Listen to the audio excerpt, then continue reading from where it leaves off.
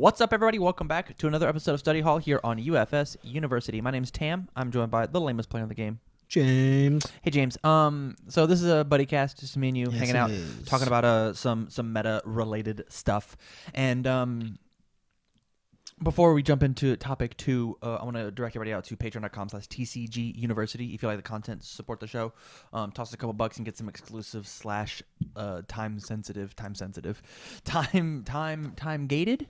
Is that the right word I'm looking for? Time-gated content. Get the podcast early and whatnot. Sure. And access to our cram sessions, and you get to see my crash courses and the TLDRs a little sooner.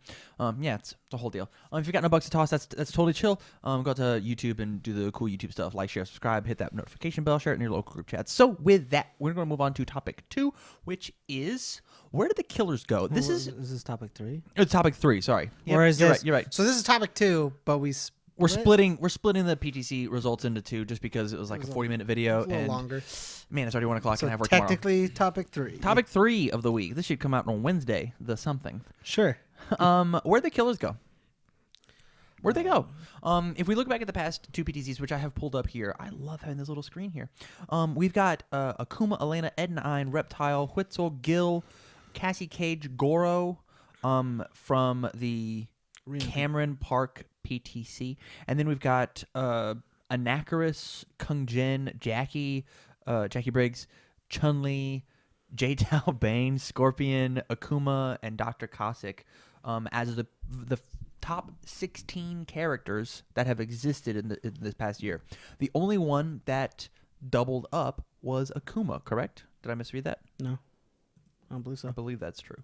So my question is like, have we hit such a diverse meta that we've got 15 different characters and Akuma's been seen twice? We did have a little bit of diversity, and we don't have those numbers out. We've had such a diverse meta now that at the Cameron Park PTC, all 4 power creeped sets were represented. Platinum was represented with Whitzel. We've got Ed9 for Cowboy Bebop. We've got Reptile, Cassie, and Goro for Mortal Kombat. We've got Gil, Elena, and Akuma for Street Fighter vs. Darkstalkers. What's your opinion? What's your thought? Where are the kills at? I think it is right to assume that because of the last 4 power sets that the meta has widened for the strength of characters. But I also feel like the last 4 sets have also brought things to other characters that didn't have them before. Kind of like the same way we see J-Tao Bane, we see Dr. Cossack, we see Anacharis. Yeah, Anacharis, Dr. Cossack, J-Tao Bane are the only 3 top 4. I'm gonna say new era. I think that's a way better than power creep. A non-new era, one of the old guard when it comes to character design, but they are doing some things that are really interesting. Anacharis is milling out with fatality loops. J-Tao Bane was playing he's taking advantage of all the cool new slams. Jupiter Jazz Nutcracker. He's doing a bunch of really cool stuff. He's just taking care of all the new slams. And then Dr. Cossack, my man, is playing 4 Air Ground Smash and readying 2 cards. Yeah, it's YOLO. Sick. It's sick. And so like there's a bunch of cool things happening with these old characters. There's a bunch of new things you can do with older characters. Where's Spike 1? Where's Spike 2? Where's Vega? I think we just Where's need Jeddah? to see Where's Lord Raptor? Why aren't you playing them? Huh? I am. I mean, yes. I am. I'm going to go play Jeddah. Well, like, the issue we have is, like, this is, like, all of our PTCs are smaller numbers. Mm-hmm. So, like, you don't get as big a representation. I think this PTC coming up in Chicago, in terms of this weekend, being probably the biggest PTC of the year. You think it's going to be the biggest PTC of the year? I mean, you said that. I think it's gonna be one of the biggest. I think this Atlanta Rockford Omaha are gonna be big, yeah. I think we've got like 16 people from Omaha traveling to this event. Yeah, we're gonna make up a big chunk of this. Yeah. I bet we make up half. But like it's just like the last 2 PTCs have been smaller. Mm-hmm. They're smaller events, smaller cities, a little further to travel. Like, Reno was the start of the PTC year in the beginning of, like, February, right? Yeah, and we just had Street Fighter vs. Darkstalkers be illegal. No. Reno was at the very end of last year. We didn't have anything in January. So the what Reno was before the Reno PTC was the end of last season, if that makes sense. Okay. This was technically the very first PTC of the year. Okay. But I wanted to count it because it's kind of because Street Fighter vs. Darkstalkers came out. Yeah, it just we gave haven't us had any events. It gave us just a little bit more information. And we didn't have any bans. We didn't have Liu Kang at that event. Yeah. Who was the last card banned. So like with those last few PTCs, you have Reno that doesn't matter much because it's the end of the year. In terms of traveling, not like PTC wise, but like I think you just like completely derailed my whole point that I just made. What I just mean is just like, though the PTC didn't matter much, there's still information there. Okay.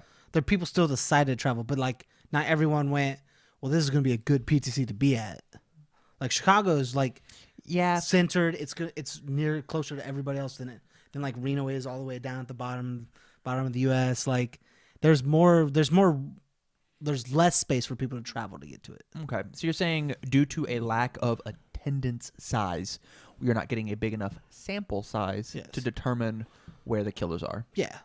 I don't feel like the killers went anywhere. I feel like they all have their place in the meta. I just don't feel like we had the representation so far. So it is only the technical first PTC of the year.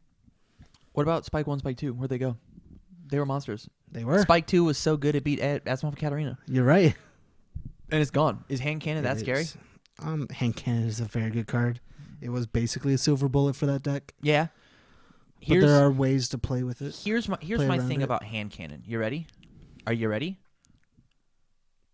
I wasn't ready. In the past 16 decks, from my quick glance, one person was playing it. One. And it was in the sideboard. It was this Gil deck, I believe.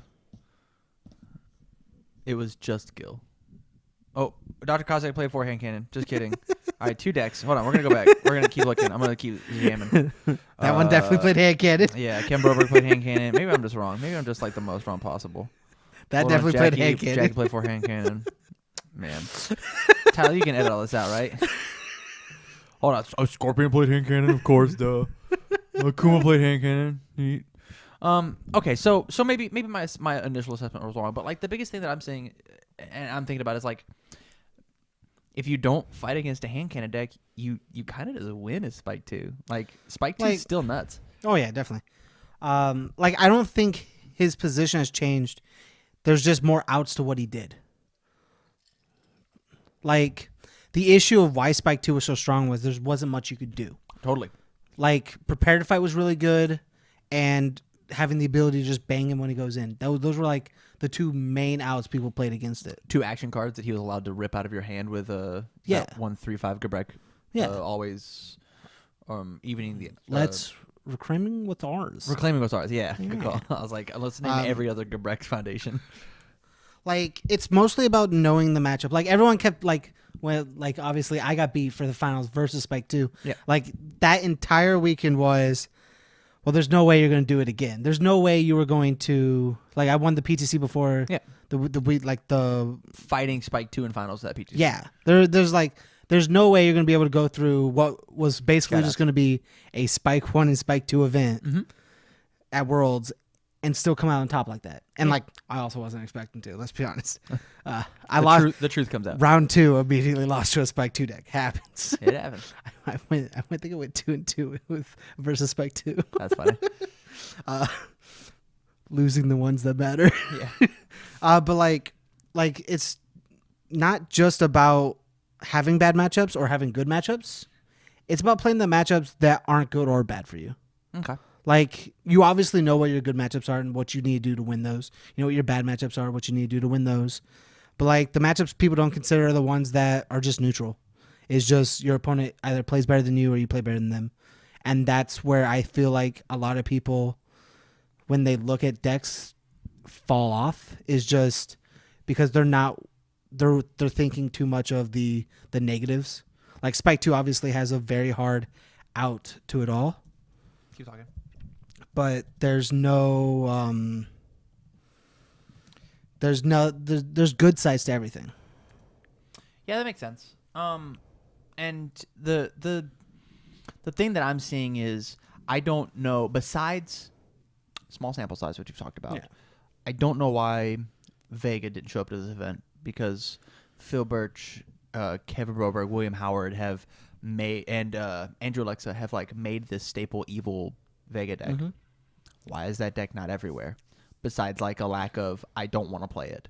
Like this game is so interesting when we compare it to other competitive TCGs where like there's a Pokemon deck. There's like rock paper scissors format. Yeah. When it comes to Pokemon is very rock paper scissors, especially with like weaknesses and resistance and whatnot. And like then you've got always Yu-Gi-Oh, is, which is also fairly rock paper scissors. Like it you've got some like 80-20 matchups in that game. And that's even you still playing the new stuff as opposed to playing anything old or anti-meta. You've got Magic, which like hey, there's like like each of these colors like kind of have like one or two decks that you get to play. Yeah. And there's just a slight variety, but our deck doesn't have that. We had 15 different decks that have topped. And that just doesn't happen in other games. So we have one of the cool parts about UFS, which we have not had for the past 2 formats because we didn't have the card pool with the new era of how the cards are designed, that like it's a bebop format, and the reason it's bebop is because we just haven't printed new cards. We have printed new cards, and so now it's not that the old cards are bad. Yeah, it's not that Fae or it's just that new cards are just as good. Yeah, absolutely. Like I think that's what the issue is like everybody's getting washed with the new. Like all the old characters are just getting pushed to the side because all the new characters are out. Yeah, totally. Which is what the problem's coming. Like those characters still exist and they're still just as strong. I don't mean to do that. But like everyone's just looking at these new characters. I would love to know, and obviously, like you can let me know in the comments down below. Maybe I'll do the research myself. Is there a character that has not topped yet? Is there a character from the new set that are we has not... counting platinum? Because I think there's a few in platinum that has. I would count platinum exclusively because of Whitzel and Woodman existing. Whitzel, Woodman, Dimitri, like these are playable characters. Like I think a Dimitri could easily win. Could easily win a thing if we made the right build. If somebody was like really trying for Dimitri, you should take Dimitri for this weekend. It's only 2 days away. My decks are. I mean, I will if you pay me money right now. Oh man. So Chun-Li topped, Gil topped. Jetta so far hasn't. Ken hasn't. Lilith hasn't. But I think that's due to lack of events. Yeah. Lord Raptor the same. Morrigan. I think Lord Raptor topped over in the UK, didn't he? I think so. Didn't he? I think so. So if we go back, Platinum's where it gets a little hokey because like Stoneman's been all over the place. Splash Woman will never do anything. Skullman will never do anything. Sheepman will never do anything. Okay. Shadow Man's okay. Plant Man's good. Napalm Man topped at Nationals. Whitzel just topped. Gemini Man won an MCS event or got second place, I think. Yeah. With Barrett. Barrett Bryant, shoutouts. Drill Man, Dimitri 2. Bubble Man. I mean, Chris Smith lost to a Drill Man recently. That was on the podcast. That was on one of their podcasts. Yeah? that's I remember him saying that. But like Matt Pro, Jet, Faye, Ed9. Hold on. Has Ed9 won anything? Ed9 is the only Bebop character, I believe, not to win an event. And Faye was the other one, right? Yeah. Until. Chaboy. I want you to know. Your character was supposed to definitely win an event way before mine. Yeah, totally. 100%. 100%. So right now, I believe it's just N9 that has not won. Shinnok has had... Shinnok's topped. Has he? Takeda has topped? I believe so. Sub-Zero has topped. Let us know in the comments if Takeda's topped. I'm not sure. I think out of this, the character that has not topped is Aaron Black. Ermac did something over in the UK. Aaron Black's the only character I believe in MK that is not topped, and I'm not counting Darkstalker versus Street Fighter because it's just released. We don't know. We'll see after this weekend. We'll add the. Aaron Black was almost my Kevin Broberg deck. Yeah. That sounds bad. It was basically the same deck, just played a few more lows. Yeah, and then you would just like stun 3, boop, add, cool. Oh, hammered. Hammer it out, dude. Played like 12 low attacks and the rest were hammer and frost. That's funny. Yeah, I think it's still good. I love the fact. How many characters do we have in standard when it comes to this 150. 150. Oh, New Age? Yeah. I can't. Oh my god, that works like that? Yeah. 48 characters? It looks like is Yep. what it's saying. Looks like it. So that's 50 characters that we get to like play with and That experiment. are currently at this time considered And that's 150 symbols. the same level. Yeah. That's 150 decks that we can make. And that's a solid. That's a list of characters. That's a healthy meta if everybody is competitive. Yeah. Which it seems that everybody is. I think this is a testament to Jasko's ability to make these new era cards. Yeah. Nothing feels incredibly underpowered. Even to the point of like we here in Omaha thought Chun-Li and Elena were bad. And Chun-Li topped. Elena just got second. I still feel like Chun-Li and Elena are bad, but that's just. We're gonna talk about one of them here in just a bit. Are we? Oh yeah. We are definitely are.